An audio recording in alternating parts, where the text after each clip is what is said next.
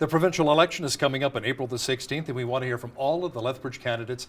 Joining me in studio right now is UCP Lethbridge West candidate Karri Flatla. Welcome to Bridge City News. Thank you. Thank you. So nice to be here. Yeah, I've seen you in my neighborhood knocking on the doors here. Tell us a little bit about yourself before we get into some of the issues. For sure.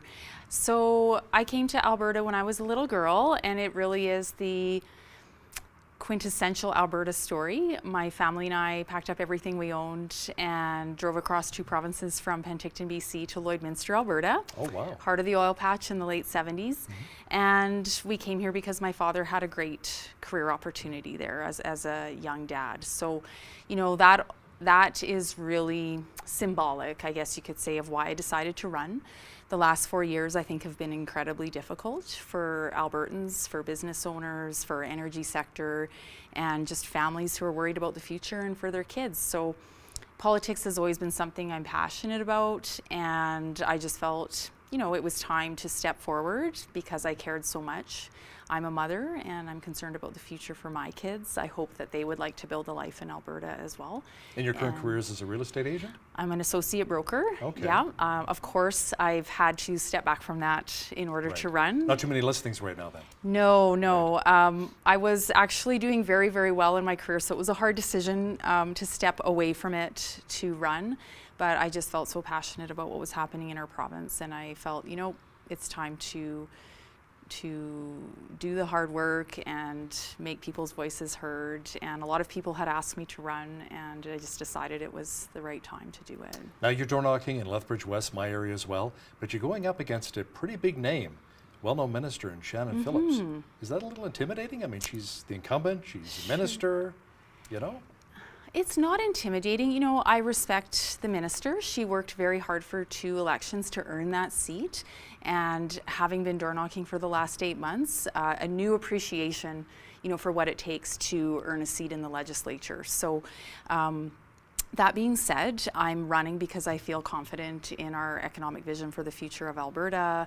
And, you know, I think we can do it. We can deliver the vote. The Conservatives are there, the votes are there, and we just have to work really, really hard and earn every single vote in this riding. So how many doors would you say you've knocked on so far? Oh gosh. So I know by my nomination, which was in December, I had sort of been keeping track, and I think I was well past 4,000 doors personally. Wow. Myself. I knocked most of those myself. And then since then we've continued to door knock, plus I have some volunteers that are door knocking with me. I've probably knocked 7,000 or 8,000 myself, plus thousands of more that our volunteers have knocked. So what are the big issues in Lethbridge West? What are people telling you? It's the economy, the carbon tax. What are you hearing right now? You know, I'm so proud to say that when we go to the doors, our voters are actually starting to repeat our platform back to us. We kind of chuckle about it when we're at the doors. So we've actually had people say, Karri, it's all about jobs, economy, and pipelines. And that is actually our, you know, our platform plank. And that is what people here are concerned about. That being said, Lethbridge voters are super informed, and they understand that we're economically upside down right now in Alberta. So if we don't support the growth of jobs, economy, pipelines, then how do we pay for and protect those public services that we cherish so much in Alberta? UCP leader Jason Kenney has gone on record saying, listen, we're going to have to cut back. The deficit and the spending is out of control. The debt is growing exponentially. But where do you cut back? You can't cut back on health care, can't cut back on education. Where are you envisioning the cutbacks are going to come from? Well, we actually aren't going to cut on health and education. What we are saying is that we have to be more responsible with taxpayer money. And this is where we get the big nods of agreement at the door. Albertans are super tuned in to the economic and fiscal situation in Alberta. And we know, so for example, in healthcare, you know, we're spending 40% of our provincial budget on healthcare. We know what a critical file it is. We have an aging population, our wait times are going up, our seniors are concerned about finding continuing care beds as they age, they're languishing in hospitals. So health is super important, education is super important, but where can we find the savings in the administration where we have managers managing managers, and move those savings to the front lines? And I really want to emphasize the theme of consultation here. You know, I just talked to a nurse today at the door, and she was very concerned about the future of healthcare on the front line at the hospital. The nurses are struggling. We have folks that say, for example, are being discharged, waiting to get out, taking up beds. There's just a lot of inefficiency in the system that's hurting patients. And so we have always said, going forward, that we will consult with our frontline people to find solutions. Let me ask you something then, Karri. Lethbridge has a population of 100,000 people. We have one cardiologist for 100,000 people and no cath lab. So what can you do to be able to reach out to specialists and say, move to Lethbridge? What can you do to entice them? What incentives can you offer?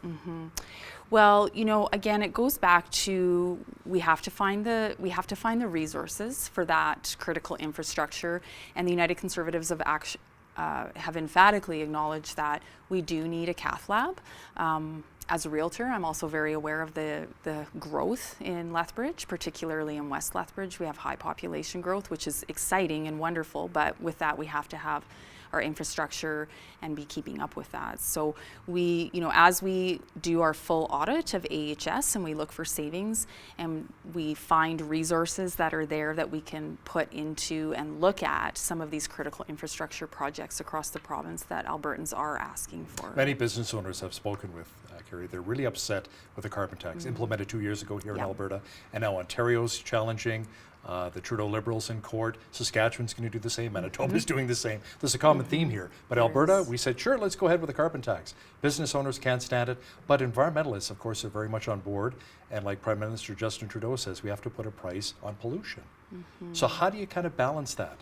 You know, people say we can't keep polluting the environment. Right. You know, we have to put a price on it, but at the same time, we're hurting ourselves economically here. Albertans didn't ask for a carbon tax, and the NDP did not campaign on the carbon tax. So, you know, when the NDP came to power and they implemented a carbon tax, both working Albertans and our business owners were super unhappy with that. And I think it's an unfair narrative to say that it's an either or with environment and economy.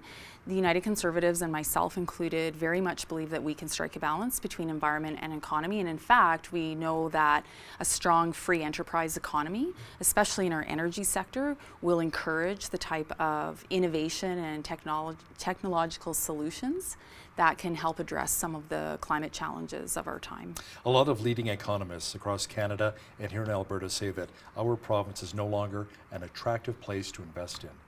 So how can we change that mindset, in your opinion? We absolutely can change that. So 2 key planks of our platform are to stimulate and supercharge a free enterprise economy. Are number 1, we are going to reduce corporate taxes by 1/3 over the course of 4 years, which over the long run will actually increase our tax base and compel free enterprise investors to come to Alberta, invest in Alberta, and create jobs. Then the other thing that we're going to do is dedicate a ministry to red tape reduction. The Canadian Federation of Independent Business has actually given Alberta, of all places, a fail on red tape. The red tape burden costs small businesses $6,700 per year per employee, and dramatically reduces their ability to hire and grow. So we take red tape burden very seriously, both within the Alberta government and for free enterprise. So we're going to work really hard to reduce red tape in Alberta.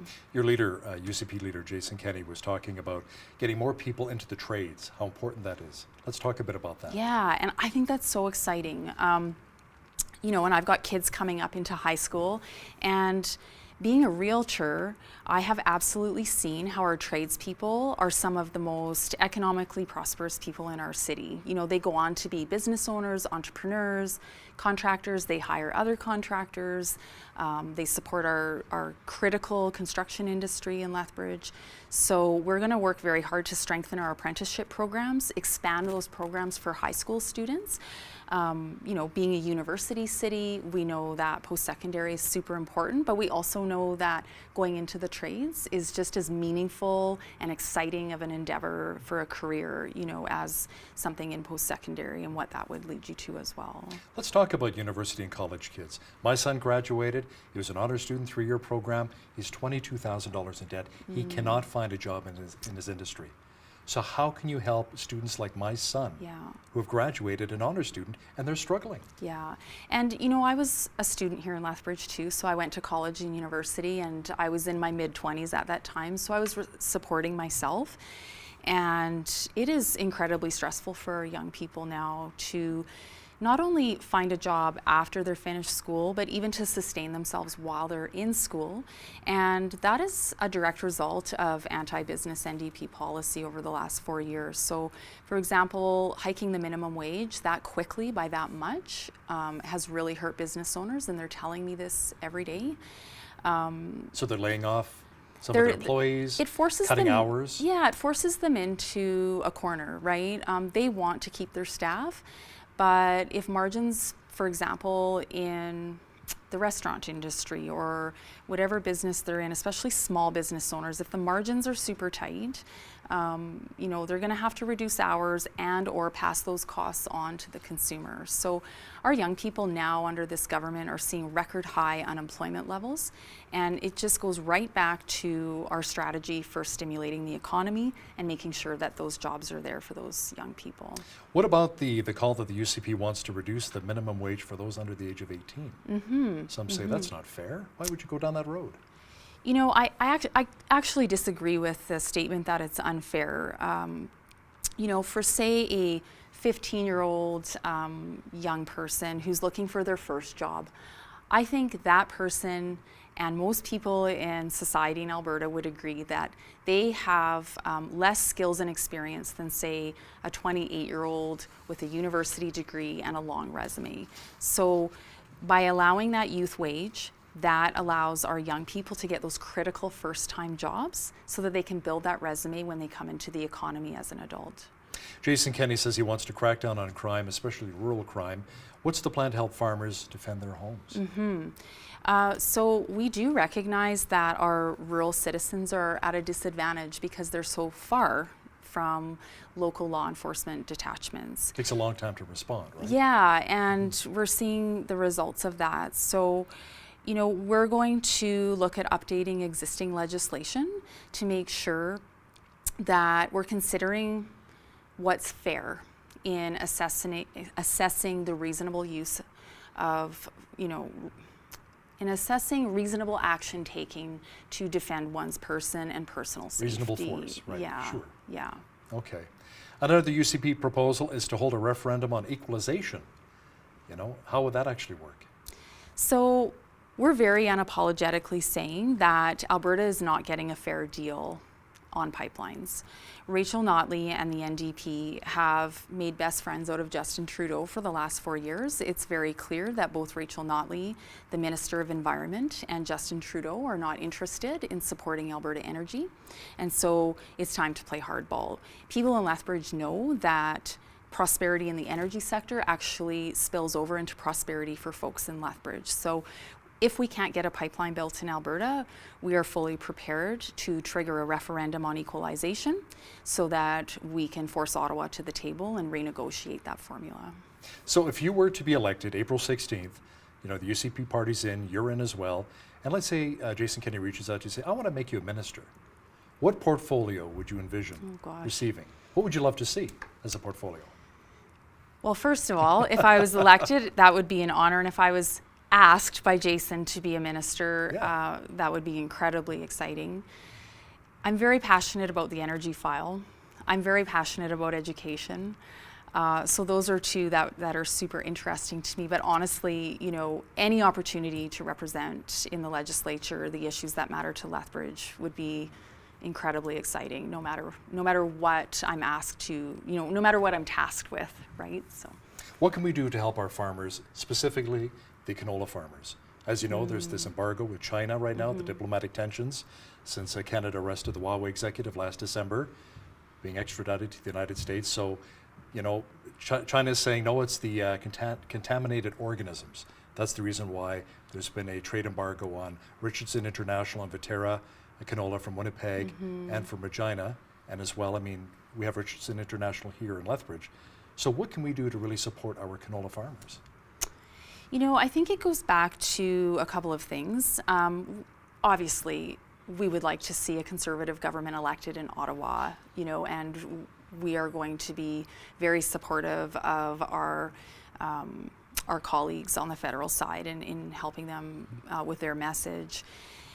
But I think it also goes back to our free enterprise platform, and farmers are business people, and the red tape reduction strategy is going to help those folks as well. Now, what specific local issues are of concern to you, and what are you really hearing from people in Lethbridge West? There's such a diversity of issues, but definitely the theme is getting rid of the carbon tax. People here are very concerned about that. It is not popular in Lethbridge. Whenever we talk about it at the doors, you know, they are fully supportive of our platform to scrap the carbon tax. But people are concerned about jobs, you know, whether they work for a business owner or they are a business owner. People here just want to see the red tape go away. They're very supportive of our job creator tax cut. They just want to make sure that we can sustain a healthy, vibrant economy in Lethbridge. Lethbridge West UCP candidate Karri Flatla, thanks a lot for joining me in studio here today. Thanks so much for the opportunity.